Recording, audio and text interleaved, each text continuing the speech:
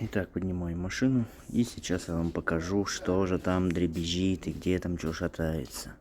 Вот он, суппорт. Видим, да? Суппорт тоже крашеный у нас. Сейчас покажу те суппорта. Вот наша покраска.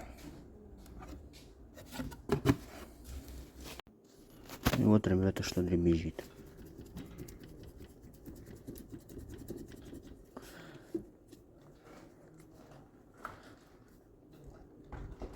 Видим, да? Пальцы вот эти скоба. Она не держит.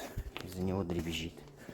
Это можно проверить. Разгоняетесь на дороге. Чуть-чуть притормаживаете. И сразу понятно, что это суппорт стучит. Короче, обслуживаем. То есть все промазываем. Поршень. Пальцы, куда входят суппортные. Они вот полировка должен быть делать, они не делают эту полировку. Ну, топорная работа, да. Они вот в эту сторону вроде бы нормально сделано наружу. Ну, и это плоскость, типа ровненький. А там как болгаркой, правда. Как-то уже, блядь, полоска.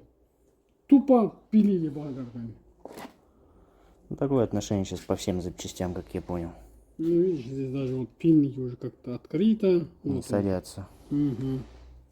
Сейчас скрываем, посмотрим, как они здесь собрали. Я не удивлюсь, если там какая-нибудь стружка в натуре, что-нибудь, какая-то хуйня, муйня. Все может быть. А палец сам не шатается, вот сейчас уже с нове. Нормально. Жестко сидит, да? Угу. Хоть это радует. Вот это уже погнули чуть-чуть, ну вот. Да уж неправильно сунули, вот здесь да. вот это на месте было, вот это вот чуть-чуть, ну наружу торчал. Хрена они так делает, да? Ну смазали чуть-чуть ему. То есть обязательно смазывать надо. Смазывать обязательно. Новые не всегда гарант того, что там все новое, да? Угу. Я специально тюбик взял побольше. Думаю, если что, прям запихивать. Она маленький сначала дала, стандартный. Я говорю, дай-ка что-нибудь побольше.